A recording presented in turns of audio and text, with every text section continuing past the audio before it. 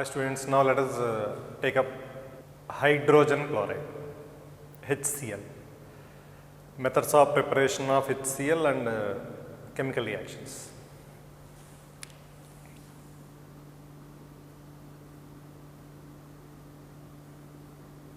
Before I start this topic, let me tell you one type of reactions in chemistry, that is acid-base reactions. You all know about this.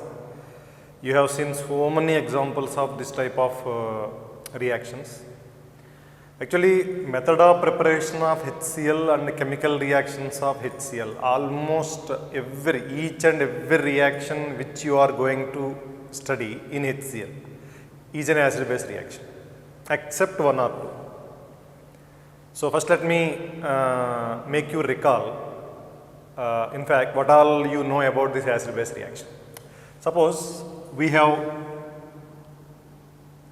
CH3COONA, sodium acetate.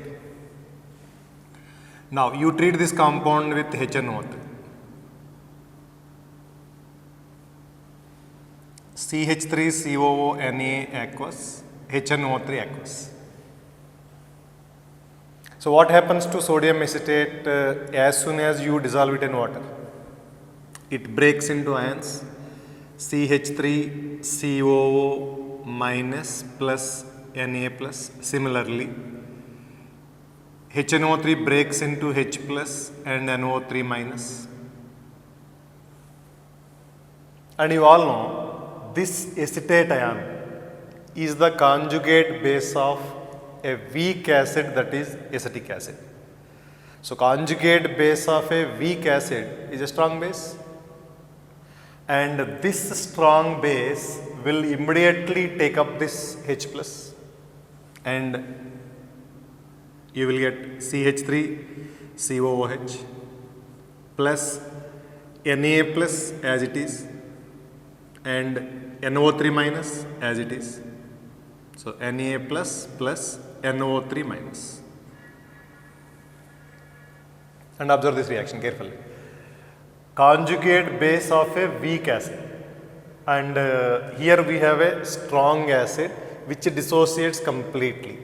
If you take 1 mole HNO3, you will have 1 mole H plus. You can take HCl here, you can take H2SO4 here, any strong acid. Okay, so you will get acetic acid plus, you can write it as NaNO3, separately or combined, no problem. Now, suppose you take the same sodium acetate, CH3COONA. Now you treat this with HCl. Again, both are aqueous. So similar reaction happens, and you will get CH3COOH plus Na plus plus Cl minus. You can write it as NaCl, but all of you know, in water NaCl does not exist as NaCl. It exists in the form of ions. Okay. Now come to the third example. Suppose if you take Na2S, sodium sulfide, you treat this compound with excess HCl. And here Na2S in water breaks into Na plus aqueous plus S minus 2 aqueous, and H plus aqueous plus Cl minus aqueous. And you see, S minus 2 is the conjugate base of which acid? If you take H2S, if you remove one H plus, then you will get HS minus first. Then from HS minus, if you remove another hydrogen, then you will get S minus 2. That means S minus 2 is obtained when you remove both the hydrogens from H2S, and H2S is a weak acid. If H2S is a weak acid, HS minus is still weaker. And you see, I am writing here, H2S is a weak acid, it dissociates only partially. to give H plus plus Hs minus, and Hs minus dissociates to still lesser extent, and you will get S minus 2 plus H plus. Now, we have taken this S minus 2, which is a very strong base, because it is the conjugate base of Hs minus, and Hs minus is a weaker acid than H2S. You all know, removal of H plus ions gradually one after the other from polyprotic acids become more and more difficult. So H2S is a stronger acid than Hs minus. As a result, S minus 2 is a stronger base than Hs minus. Hs minus is already a strong base, but S minus 2 is still stronger. So this S minus 2 takes up 2 H plus ions, not 1, and you will get H2S plus Na plus Cl minus, and all of you observe this reaction. So Na2S, when treated with excess HCl, you will get H2S plus Na plus Cl minus. But suppose if you don't add excess HCl, you add only 1:1 molar ratio, then you see the reaction Na2S plus 1 equivalent of HCl. No problem. Then you will get NaHS plus NaCl. If you add sufficient amount of H plus, then yes, S minus 2 can take up both the H plus. But if you add only one equivalent of H plus, then it takes up only one H plus and converted into Hs minus. So you will get NaHS plus NaCl. Okay, let me take one more example. Suppose if you take Na2CO3 and you treat this compound aqueous, of course Na2CO3 aqueous, and you treat it with excess HCl, and Na2CO3 in water exists as Na plus and CO3 2 minus. You can write if you want 2 Na plus CO3 2 minus and plus H plus Cl minus, and you just recall all of you carbonate ion. Carbonate ion is a conjugate base of, and you see similar to H2S, we have one more diprotic acid, that is carbonic acid, which dissociates first into H plus and HCO3 minus, and this dissociation is partial because carbonic acid is a weak acid, and further it dissociates to still lesser extent to H plus and CO3 2 minus. So CO3 2 minus is a very strong base.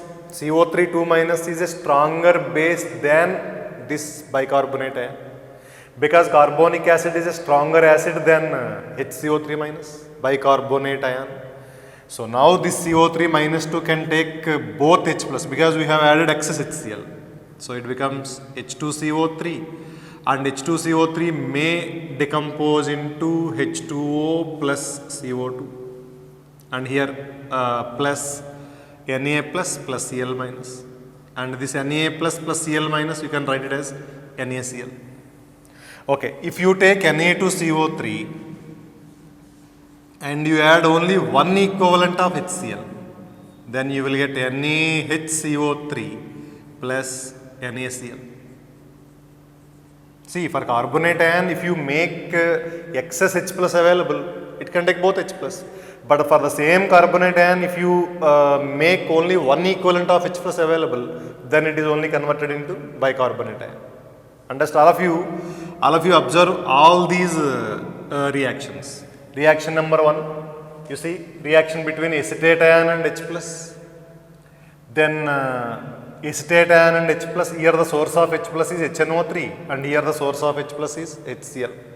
And here reaction between S minus 2 and H plus, and here the source of H plus is again HCl. If you add excess H plus, we are getting H2S, S minus 2 taking up 2 hydrogens, 2 H plus ions. And if you make only one equivalent available, then the reaction stops at this stage, NaHS. And similar to that, we have sodium carbonate. It can take 2H plus and converted into carbonic acid, or it may take only one H plus and gets converted into sodium bicarbonate. So here the only concept which is involved is the conjugate base of a weak acid is strong, and if you make H plus available to that conjugate base, yes, it takes up. Okay. Sometimes the conjugate base can take only one H plus maximum, but sometimes that conjugate base can take up 2 H plus ions maximum, and sometimes that conjugate base may take up 3 H plus ions at the maximum. Suppose you see the example of this Na3PO4 and you make excess HCl available. You will get H3PO4 plus NaCl. Na3PO4 dissociates in water into, this is also aqueous, this is also aqueous. So 3Na plus PO4 minus 3 plus H plus Cl minus. Now PO4 minus 3 is the conjugate base of H3PO4, which is a tribasic acid, and PO4 minus 3 is a very strong base, and it can take up 3 H plus at the maximum. So if you can make 3 equivalents of H plus available, phosphate ion can take up all the 3 and gets converted into H3PO4. So in all these reactions, one single concept is involved. You are taking a strong base, that is the conjugate base of a weak acid, and you are adding a strong acid, and there is a acid base reaction. That's it.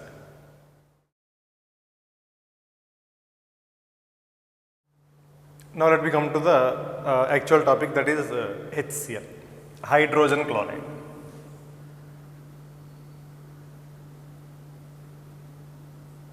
Okay, first let us see its methods of preparation.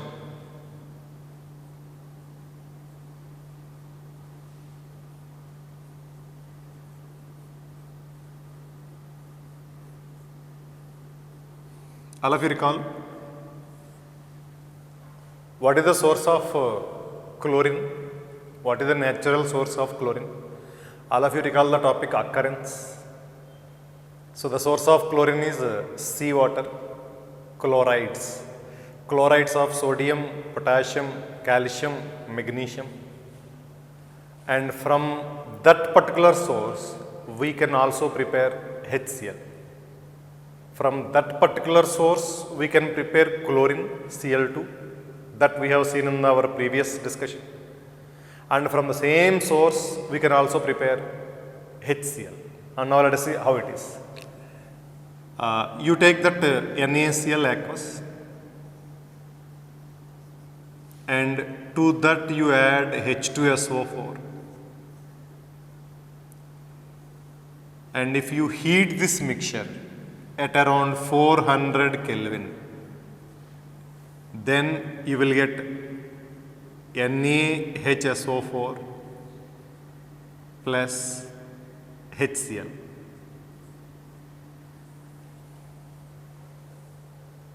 And you can do one more thing. You can take the same NaCl aqueous, you can even add NaHSO4, the same compound which is obtained here.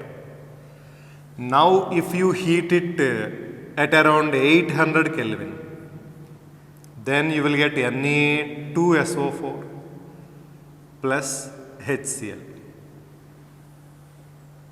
And all of you observe these two reactions very carefully. Actually, let me explain these reactions further. See, actually in my previous discussion, just before this, I told you that sodium acetate, CH3COONe, reacts with HCl to give CH3COOH plus NaCl. That time, I did not tell you that you must heat this mixture, then only you will get these products. No need of heating. Just you add this and this in a vessel, you will get those products, and this reaction is complete, 100%. No need to heat it. And the reason here is acetic acid and HCl. If you compare these two, the Ka value of acetic acid is approximately 10 power minus 5. It is a very weak acid. But the Ka value of HCl is 10 power 7. So there is a lot of difference between these two acidic strengths of these two acids. So acetate ion is a very strong base, and when you add a strong acid, then the reaction goes to completion. No need to increase the temperature, no need to increase the pressure, no need of any drastic condition. The difference between the acidic strengths of these two is very high. But that is not the case here. H2SO4 Ka value is approximately 10 power 9 and HCl Ka value is 10 power 7. So the difference is very small. So the extent of this reaction is not great. It is not as good as this reaction. And as a result, we heat it. When you heat it, then this HCl gets evaporated. See, at room temperature, the solubility of HCl in water is very high. And when you heat the solution, the HCl evaporates. And evaporation of HCl drives this reaction in the forward direction. And that helps in the reaction. So we are removing the product from time to time. And you all know from Le Chatelier's principle, the equilibrium is shifted in the forward direction if you keep on removing the product from time to time. And same thing is happening here. But heating is not necessary here. This reaction happens at room temperature and this reaction goes to completion. If you leave this reaction to happen at room temperature, that occurs only partially, because there is no much difference between acidic strengths of these two compounds. H2SO4 Ka value is 10 power 9 and it is 10 power 7. Just it is 10 power 7. So the difference is very small. Okay, if you come here, then you see here we have taken H2SO4, here we have taken HSO4 minus, which is a stronger acid, obviously H2SO4. Even in the case of H2SO4, I told you that difference is much lesser, and now the acid has become still weaker.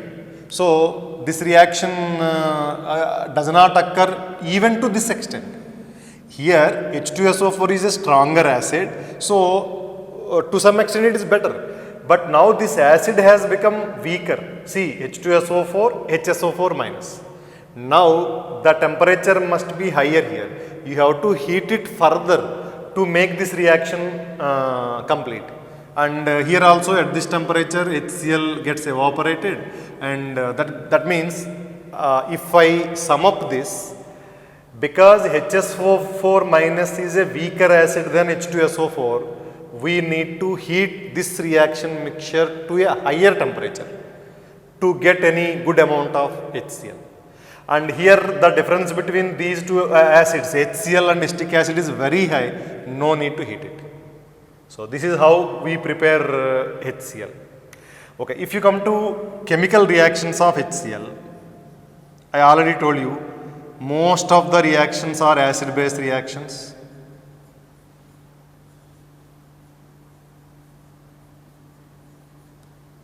And in my previous discussion, I already covered some examples. Okay, now let me write some examples of chemical reactions of HCl. First one, HCl is a very strong acid. I told you just here, Ka value is 10 power 7.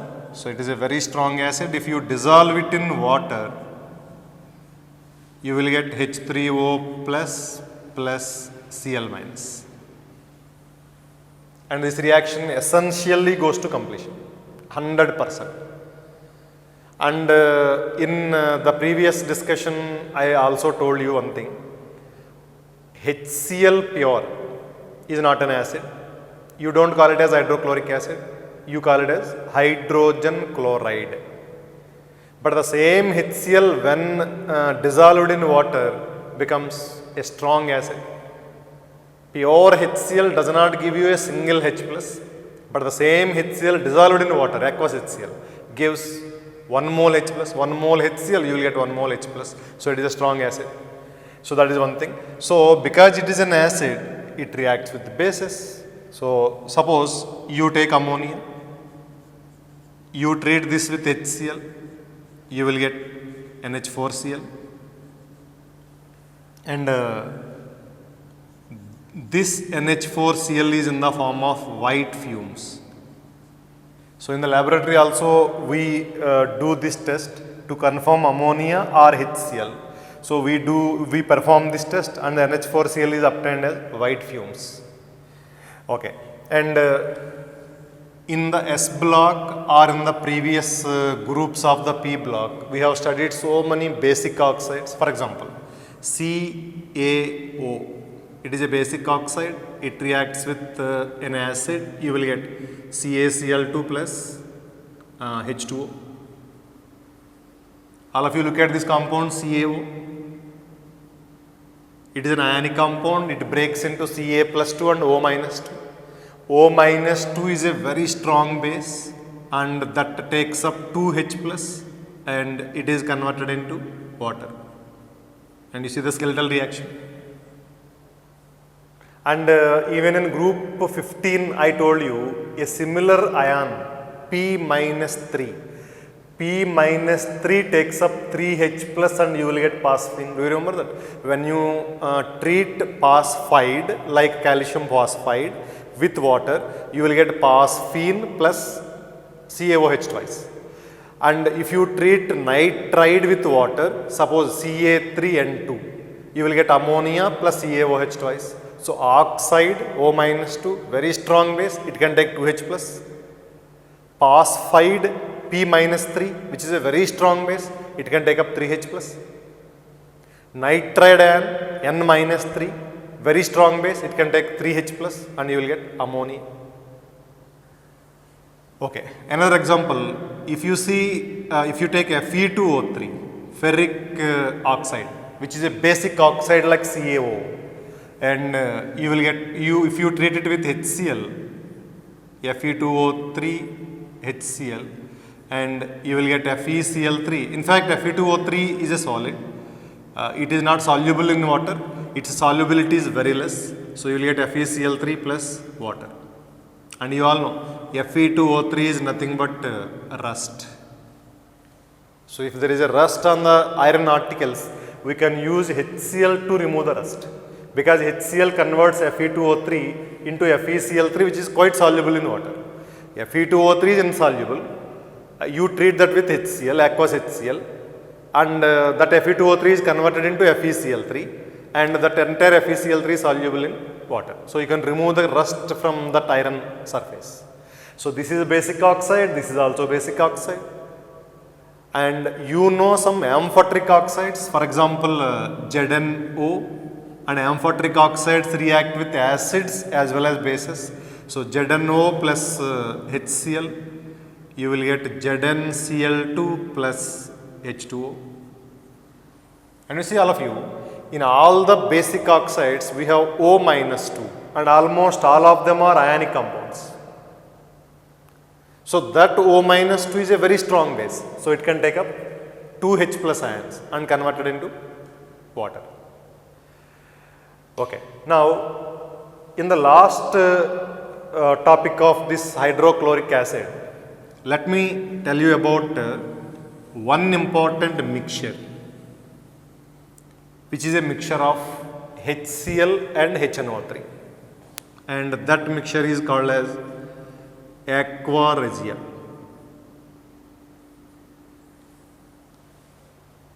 And aqua regia is a roughly 1:3 molar mixture of HNO3 and HCl. It is not strictly 1:3, you can take it roughly. Roughly it is 1:3 ratio. 1 part of HNO3 and 3 parts HCl. Mole ratio. It is a mole ratio, not mass ratio. So that is aqua regia. And when you mix this HNO3 and HCl in this particular ratio, then to some extent there is a reaction between these two. Of course, this reaction is not complete, so partially. You will get NOCl plus Cl2 plus water. NOCl is a gas, Cl2 is a gas, and due to these volatile products, this aqua regia gives orange fumes, and those orange fumes, they are because of NaOCl and Cl2 to some extent. And this NaOCl may decompose further again in an equilibrium reaction to give you NO plus Cl2. And if you allow this aqua regia to decompose like this, its power decreases. And I will show you its power actually, the power of aqua regia.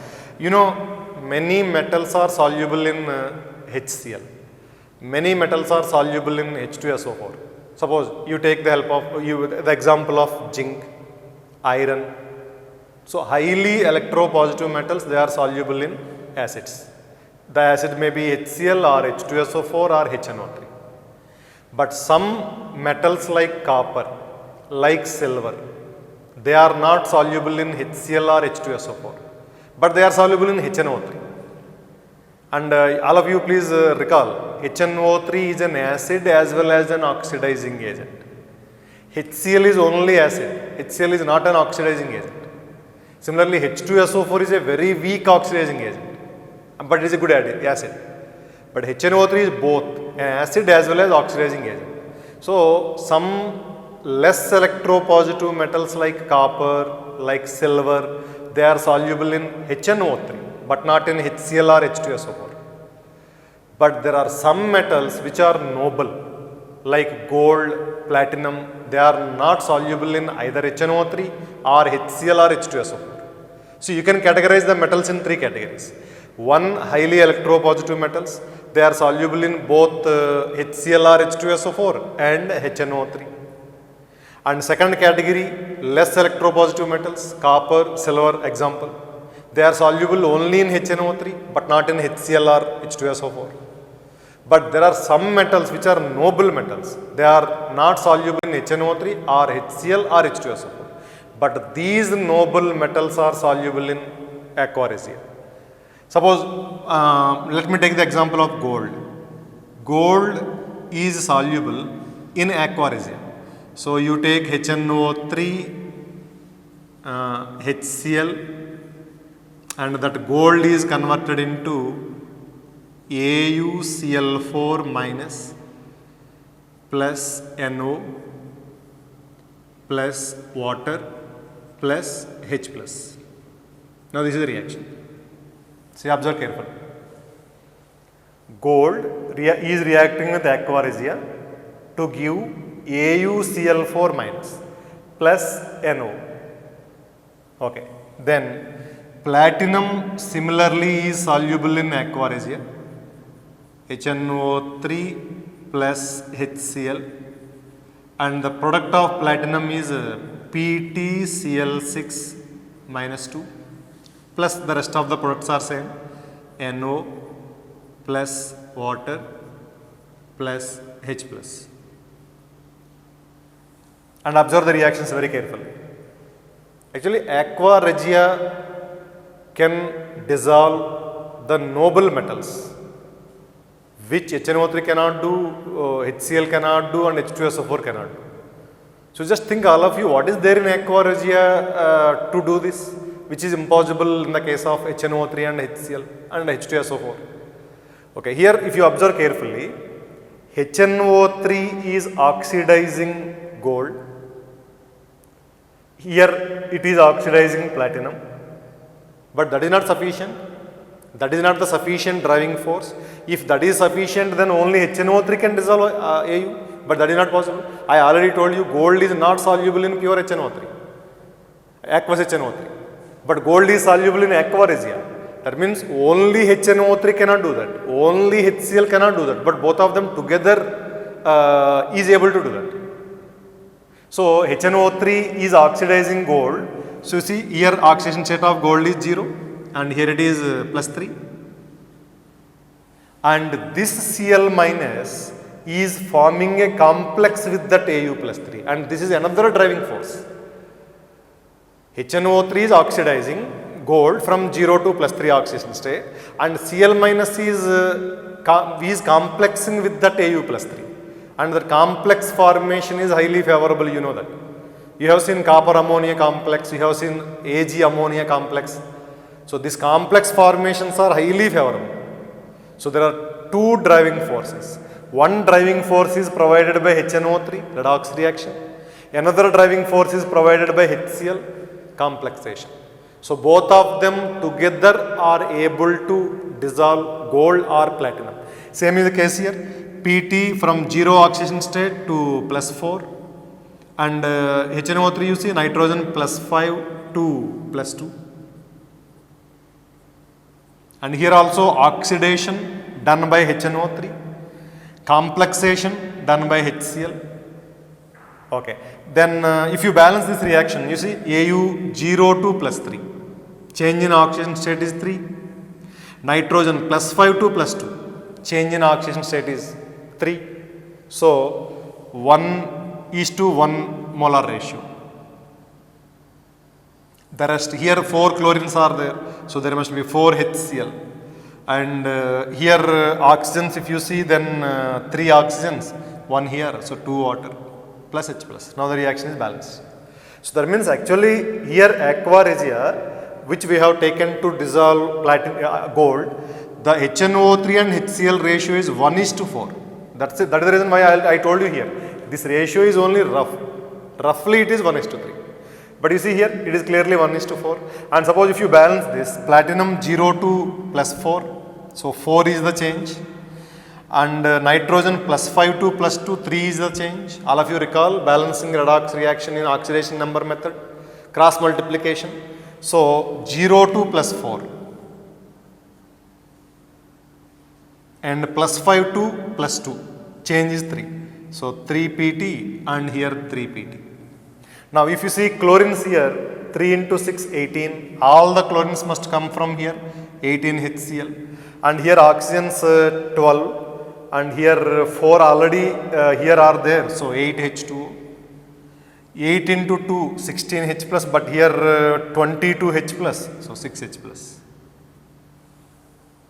Now this reaction is also balanced. Now you see the ratio, HNO3 HCl ratio, again it is not 1:3, it is 4:18. So remember all of you, there are two important points regarding aqua regia. One is aqua regia decomposes to some extent, and the volatile products, the gaseous products, both are gases. The gaseous products which you are getting, those products are responsible for its color, greenish orange fumes. That is one thing. And second thing is this aqua regia can dissolve the noble metals like platinum, like gold. And the reason is there are two driving forces in aqua regia. One is a redox reaction, HNO3 is responsible for that, and another one is a complexation, HCl is responsible for that. In both the reactions, same two are the driving forces. And the rest of the reactions are all acid base reactions, you see. Basic oxides and amphoteric oxides can react with HCl, and conjugate bases of weak acids can react with HCl because they are strong bases. So maximum reactions are acid base reactions, and a few, 1 or 2 reactions are redox reactions. So this is all about HCl.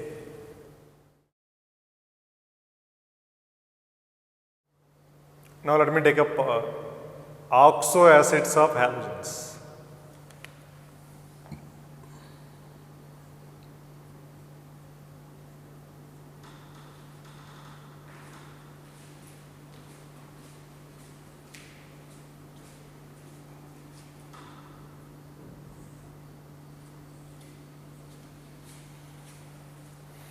In any group, actually this topic is very important. Oxo acids of nitrogen, oxo acids of phosphorus, oxo acids of sulfur, now the oxo acids of halogens, all of them, fluorine, chlorine, bromine, iodine.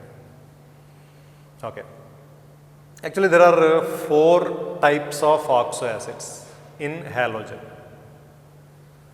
and these 4 types are HOX, X stands for halogen, HXO2,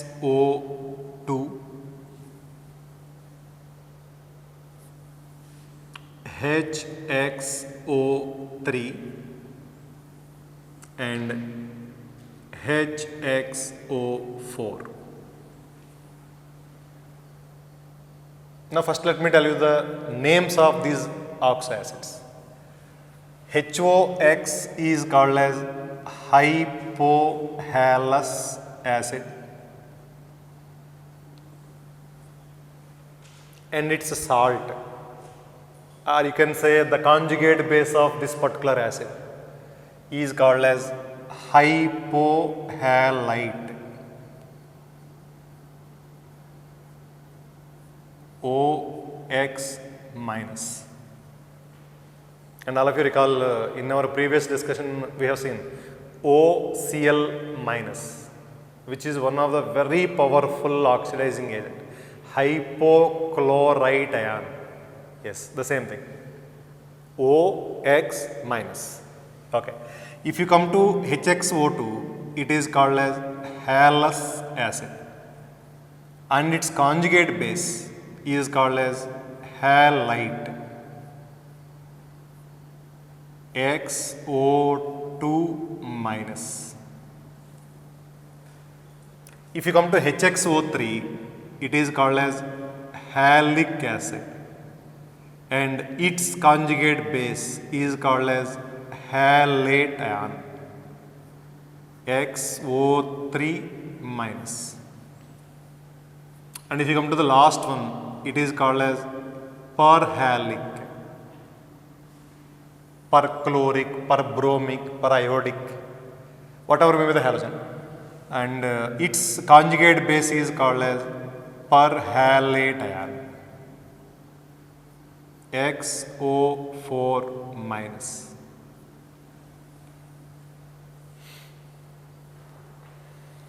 Now these are the 4 types of oxo acids formed by halogens. But not all halogens form all the 4 types. Now let us see which halogen forms which type of oxo acids. If you come to fluorine, then fluorine forms only HOF, and you already know this. We have already discussed this in the anomalous behavior of fluorine. Fluorine forms only one type of oxo acid, that is HOF. Hypofluorous acid. Fluorine cannot form these 3 types of oxo acids because of the absence of low lying vacant orbitals. We have already discussed this. It is not a new point for us. Now, if you come to chlorine, chlorine forms all the 4 types of ions: HOCl, HClO2, HClO3 and HClO4. All the 4 types of acids. And if you come to bromine, then it forms only 2 types of acids.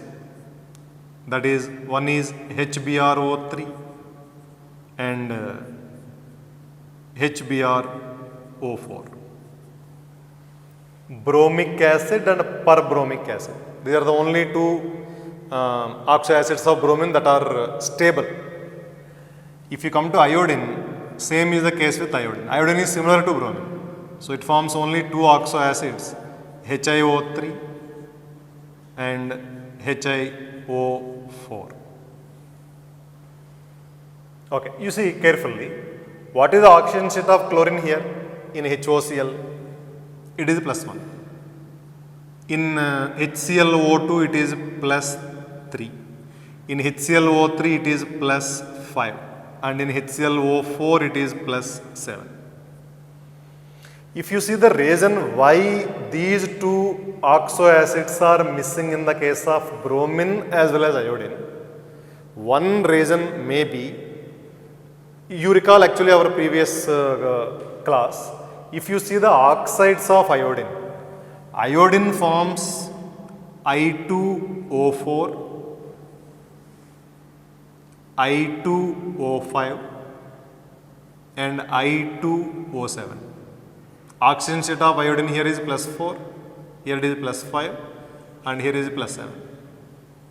And you see, there is no I+1, there is no I+3.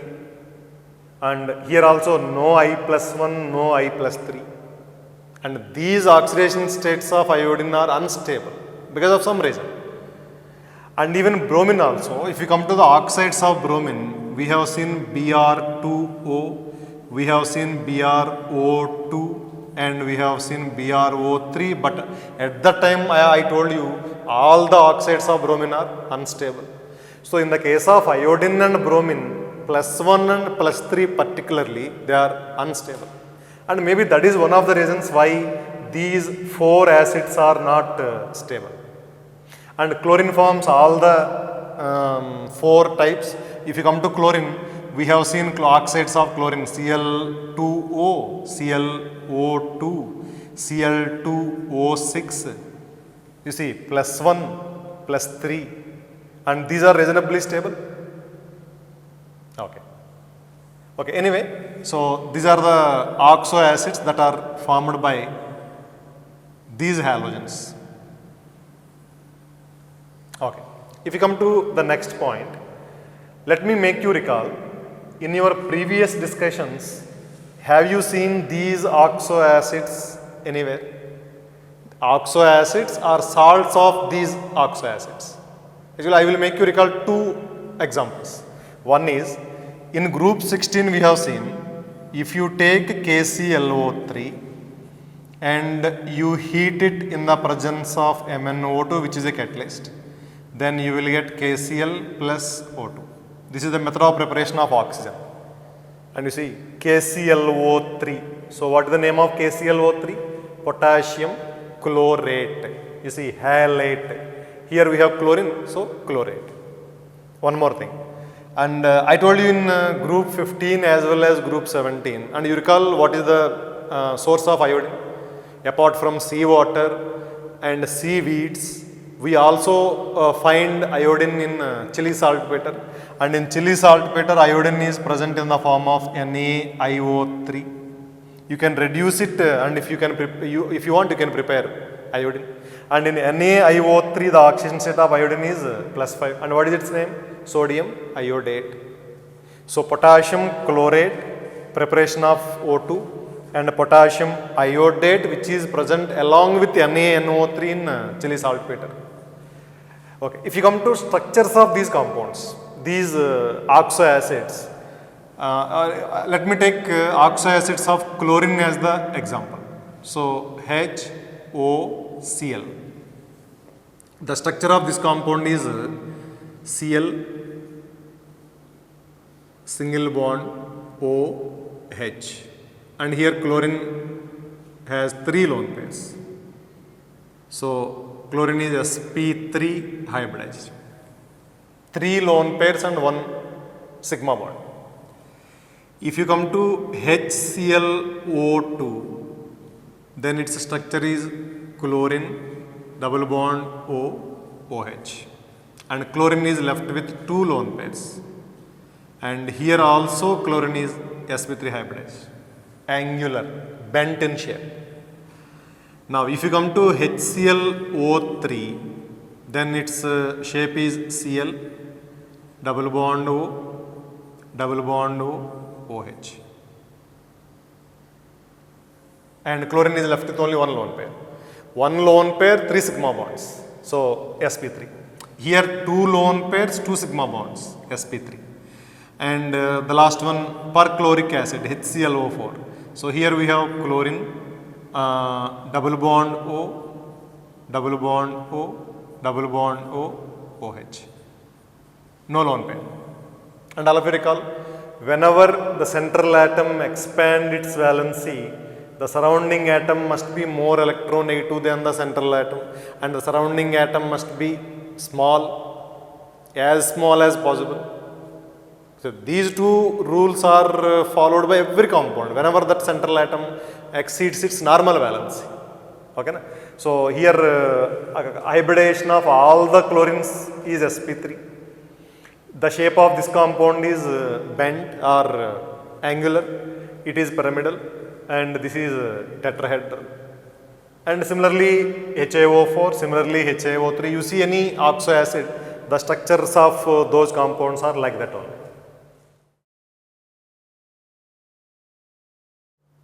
Now let me tell you the acidic strength of these compounds. Okay, suppose if you take HOCl,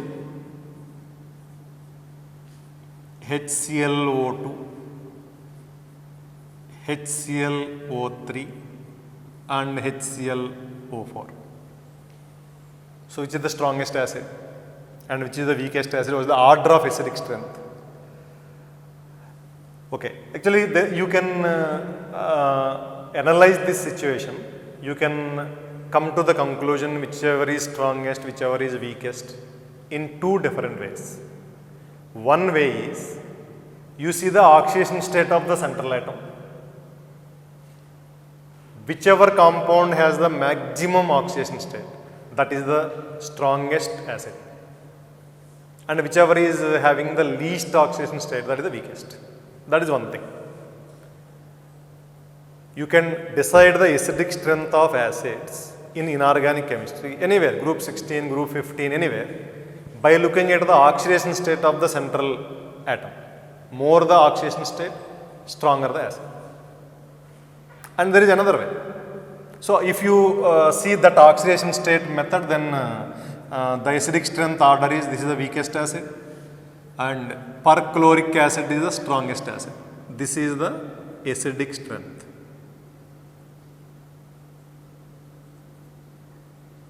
And there is another way you can analyze this situation. And all of you recall general organic chemistry. In organic chemistry, how do you compare the acidic strength? By comparing their conjugate bases. Now you are given 4 acids. Now you have to decide which is the strongest acid.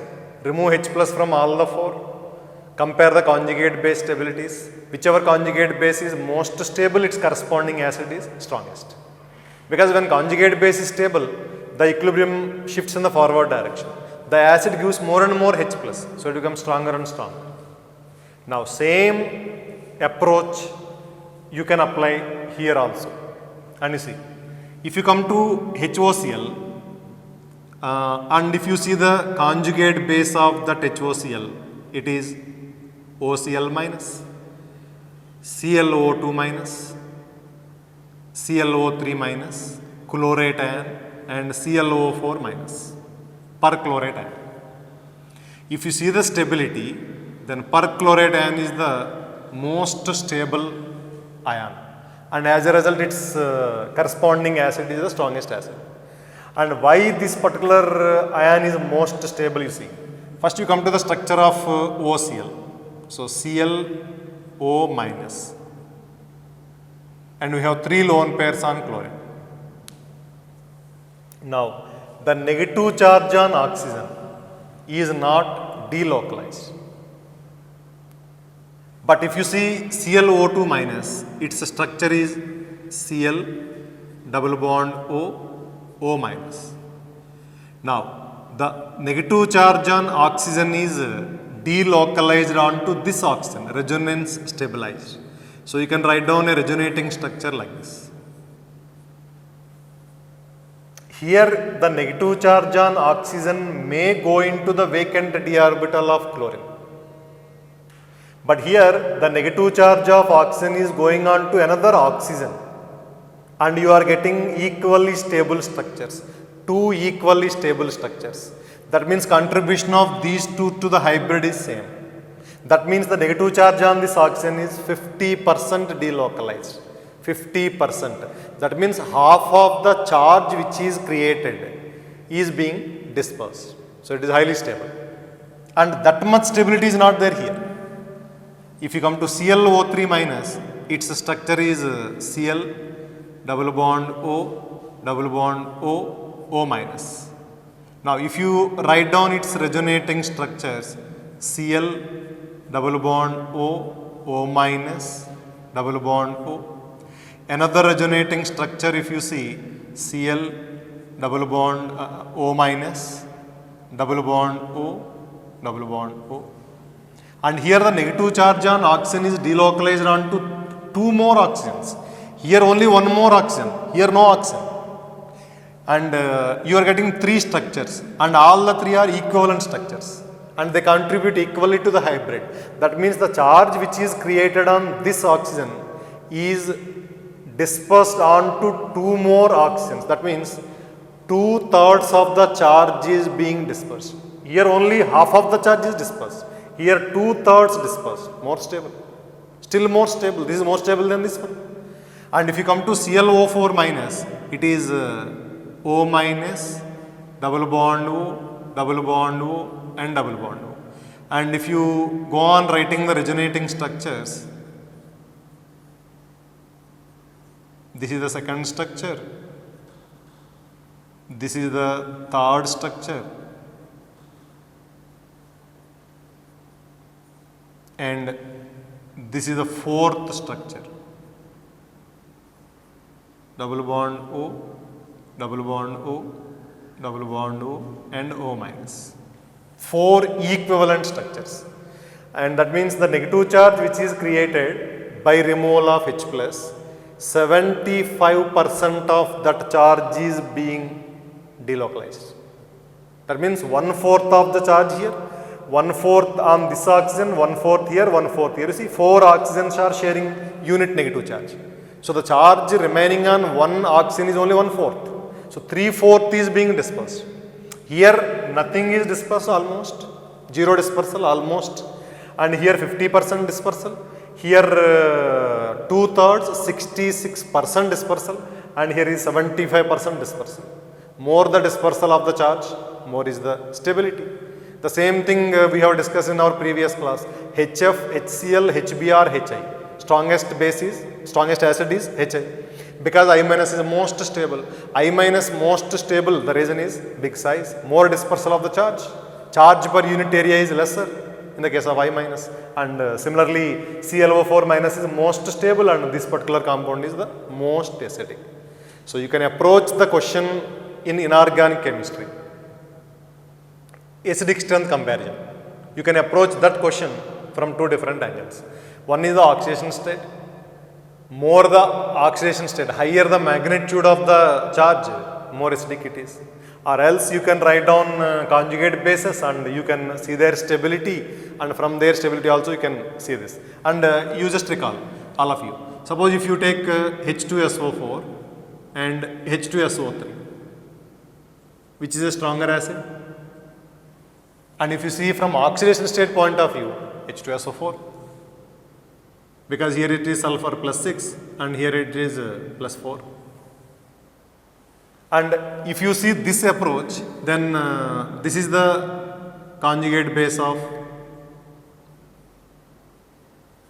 SO4 2 minus, and this is the conjugate base of SO3 2 minus. And if you go on writing the resonating structures, here the that means if you remove only one H, now this is the, and here also only one H plus. Suppose if you compare the Ka1 value, first dissociation, so which is stronger acid. So obviously H2SO4. You see here, if you write down the resonating structures, you will get S, double bond O, O minus, OH. And similarly one more resonating structure,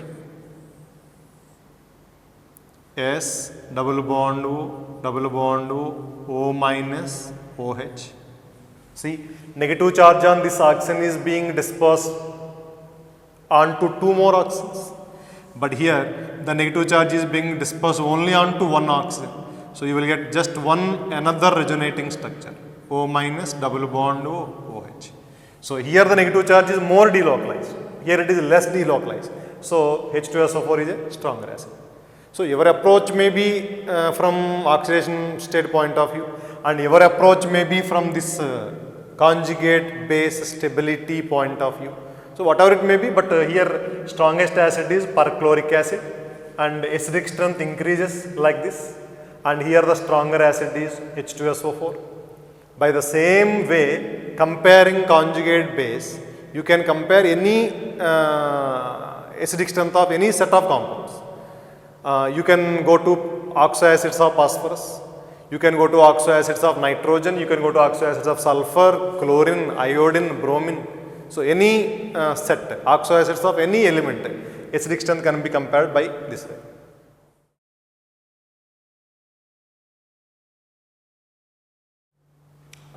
Next, let me take up the last topic of this halogens, that is interhalogen compounds.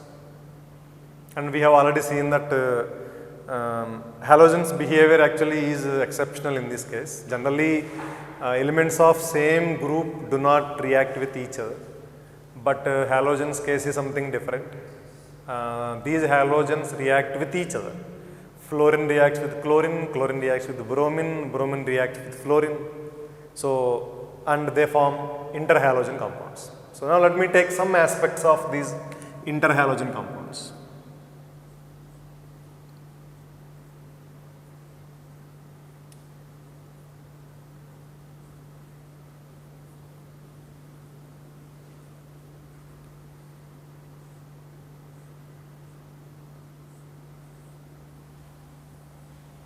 Okay, first one.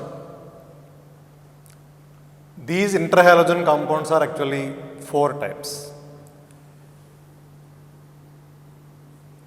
First type is X, X dash. Second one is X, X dash thrice. X, X dash 5 times. And X, X dash 7 times. So 4 different compounds. 4 different types of compounds. And here X dash is a lighter halogen, or you can say smaller halogen, whereas X is a heavier halogen.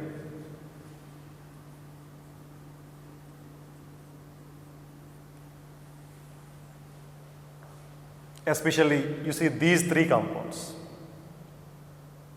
and obviously we know that actually whenever an element expands its valency, see halogen valency is 3, so it has expanded its valency, because in the ground state halogen can form only 1 bond, but here it is forming 3 bonds, here 5, here 7. So the halogen, the central atom, has expanded its valency. So the surrounding atom must be small, surrounding atom must be more electronegative.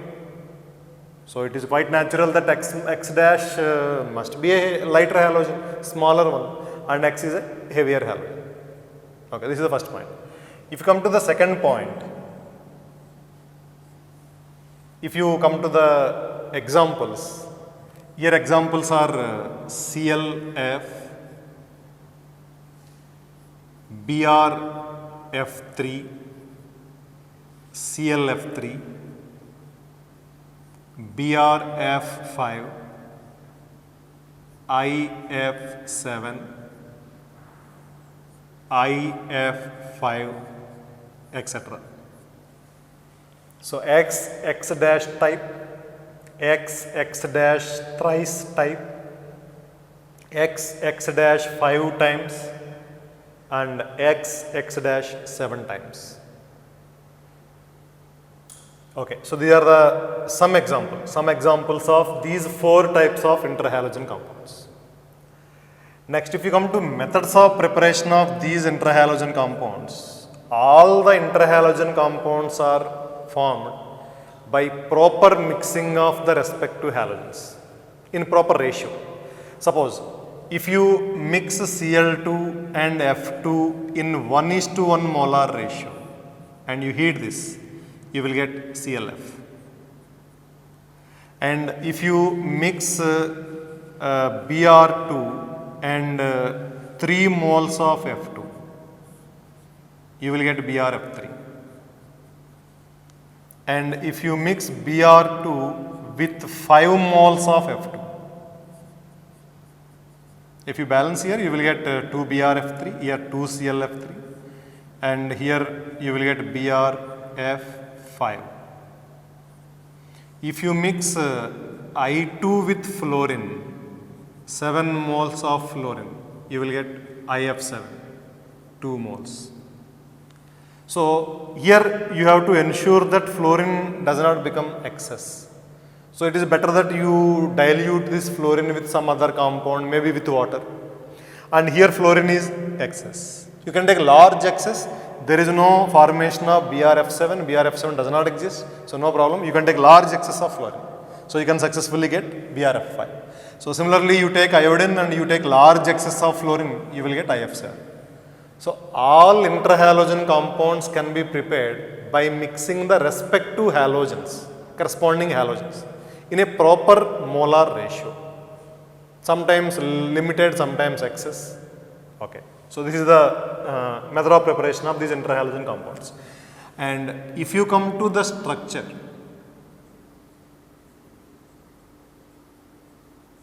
and actually structure of interhalogen compounds you have already seen in chemical bonding. If you come to BRF3 or ClF3, okay, let us come to ClF3. Now here, how many lone pairs chlorine has? Chlorine is forming 3 bonds.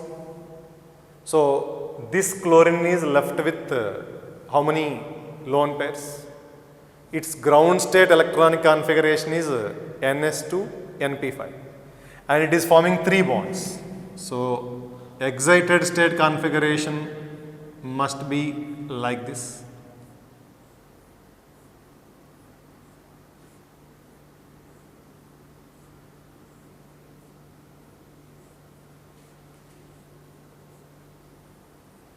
This is paired, this is also paired. One of the p electrons excited into d. So this is unpaired, this is unpaired, and this is unpaired. And you see that. And chlorine is left with 2 lone pairs. So, and the hybridization is sp3d. There are no pi bonds. sp3d. So trigonal bipyramidal. And all of you recall, where do we put the lone pairs? Axial position or equatorial position? Lone pairs are always there at the equatorial position, because equatorial position is more spacious. Lone pair requires more space. All of you recall, you know this already. In trigonal bipyramidal shape, whenever there is a lone pair, that lone pair must be accommodated at the equatorial position, not axial position. So the shape of this ClF3 is this is axial, this is axial, this is equatorial, one of the equatorial positions occupied by fluorines. The other 2 equatorial positions are occupied by lone pairs. So it is T shape. Same is the structure of BRF3, isostructural. ClF3 and BRF3 are isostructural. Now if you come to BRF5, then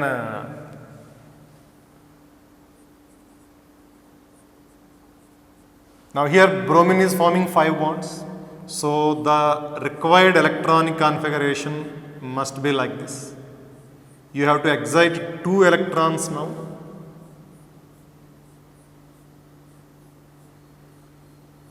So this is paired, unpaired, unpaired, unpaired, unpaired and unpaired. Now the hybridization is sp3d2, and you are left with 1 lone pair, and sp3d2 geometry is octahedral, and in the octahedral you can put lone pair wherever you want. So BRF5 shape is square pyramidal, 1 position occupied by lone pair and other positions occupied by fluorines. So square pyramidal.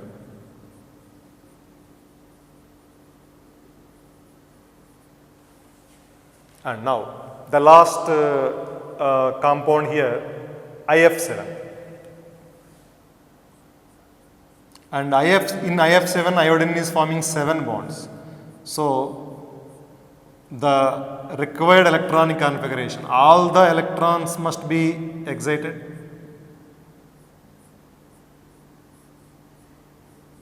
So there will be 7 unpaired electrons, and the hybridization must be sp3d3, and the shape is pentagonal bipyramidal, I,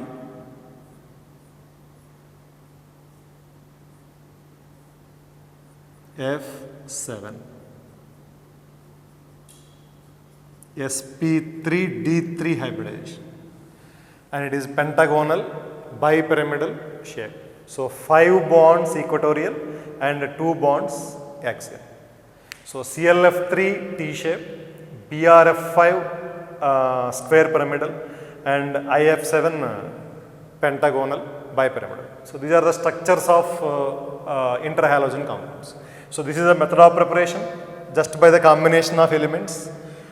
These are the types of intrahalogen compounds, and this is the structure.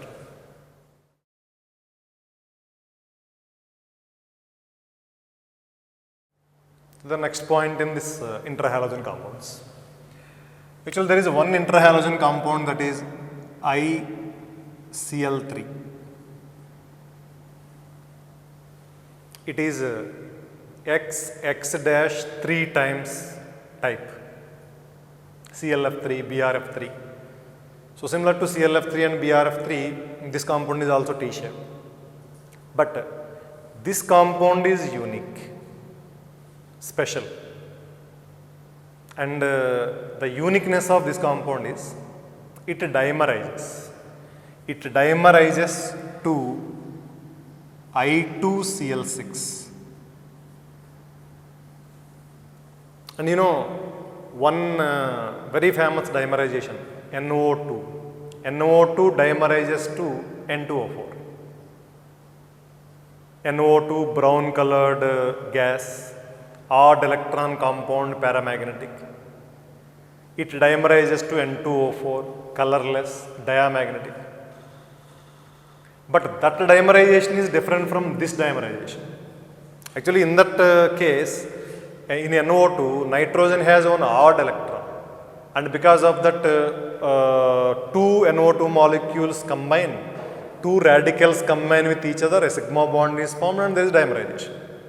But here the ICl3 does not have any odd electron, but still it dimerizes. And the dimerization occurs through chlorine bridges. And here the bond that is formed between two ClF3, they are coordinate covalent bonds. But in the case of N2O4, the bond that is formed is a normal covalent bond. This nitrogen gives one electron, this nitrogen gives one electron, dimerization. But here the bonds formed are coordinate covalent bonds. Now let me show you that. Now suppose this is iodine and this is chlorine, and chlorine. And obviously in ICl3, iodine has two lone pairs. So this is roughly one ICl3. See, the shape of ICl3 is actually T shape. I have written roughly here, just to show the dimerization. Now, this is another ICl3, one chlorine, second chlorine, third chlorine, and this is one lone pair, this is another lone pair. So, two such ICl3 molecules. Now, this chlorine gives lone pair to this iodine, and this chlorine gives lone pair to this iodine. Now, this is the dimer of I2Cl6. You please distinguish it from N2O4. This is N2O4. Double bond O minus, double bond O minus. So, there the bond formation occurs through normal covalent bond, but here is a coordinate covalent bond. And what is the hybridization of iodine here? You see, 4 sigma bonds, 2 lone pairs. So, iodine is sp3d2 hybridized.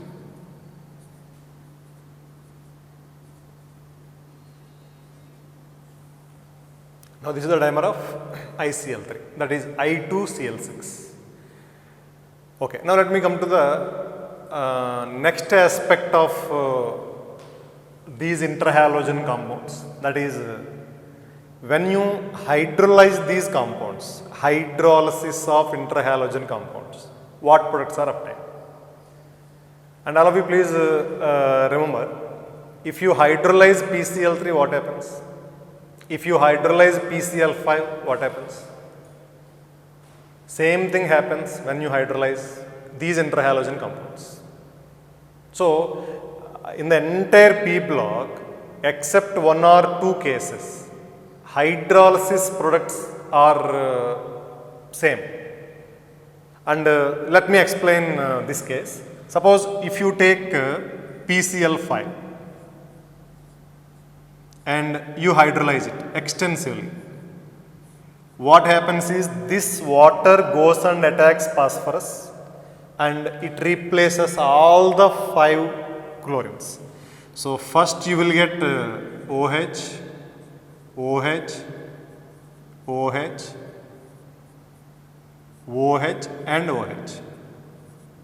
In the place of 5 chlorines, first you will get 5 OH groups like this. But now water is eliminated because P double bond O is stable. So water molecule is eliminated and you will get P double bond O, OH, OH and OH. One water molecule is eliminated.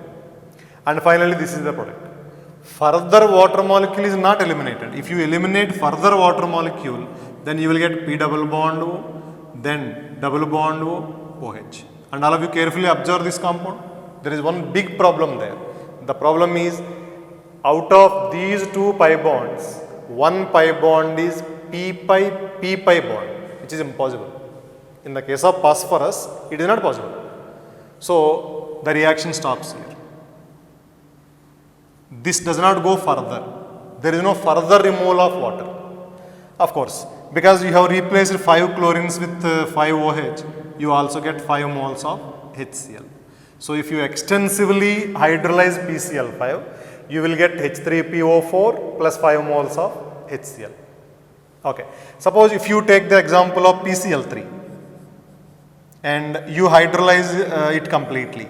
Do you remember all of you PCl3 fumes in moist air because of the hydrolysis. So first you will get P, OH, OH and OH.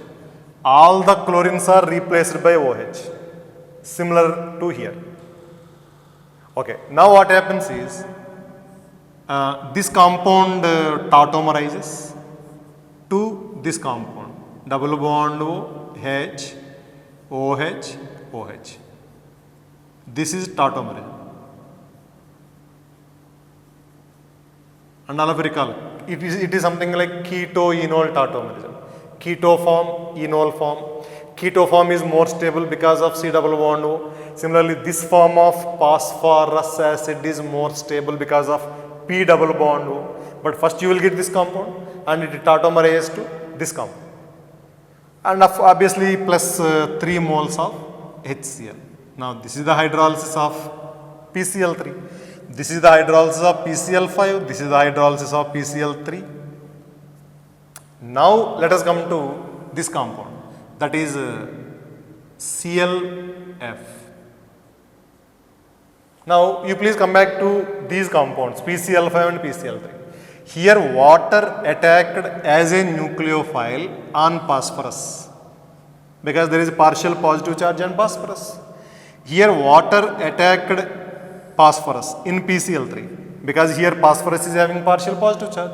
It is quite natural, nucleophile attacks the atom with partial positive charge. How nucleophile can attack chlorine which is having partial negative charge? And similarly here you see which atom is having partial positive charge? It is chlorine. So whenever you hydrolyze ClF, water attacks chlorine and this F minus comes out. As a result, you will get first H2O plus Cl plus F minus, and this F minus takes up H plus and you will get HF plus HOCl, hypochlorous acid. Observe that very carefully. Then suppose if you take ClF3. Now where is the partial positive charge? All of you look. On chlorine, of course. So 3 water molecules attack chlorine and 3 F minus come out, and as a result first you will get Cl, OH, OH and OH plus 3 F minus, and 1 water molecule is eliminated from this and you will get HOCl double bond O. Halous acid, chlorous acid. Now suppose if you take BRF5 and you treat this compound with water, hydrolysis, 5 times water attacks on bromine. Bromine is having partial positive charge. So 5 F minus will come out. So first you will get Br and 5 OH groups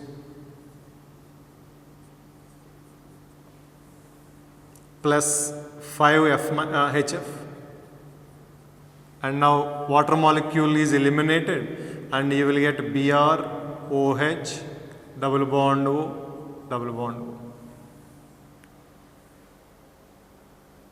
And finally, if you come to IF7, then it reacts with water and all the fluorines are replaced by OH. Iodine is having partial positive charge, so oxygen attacks here.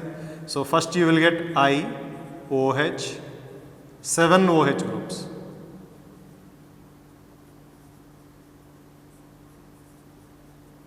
And water molecules are eliminated, 7 HF.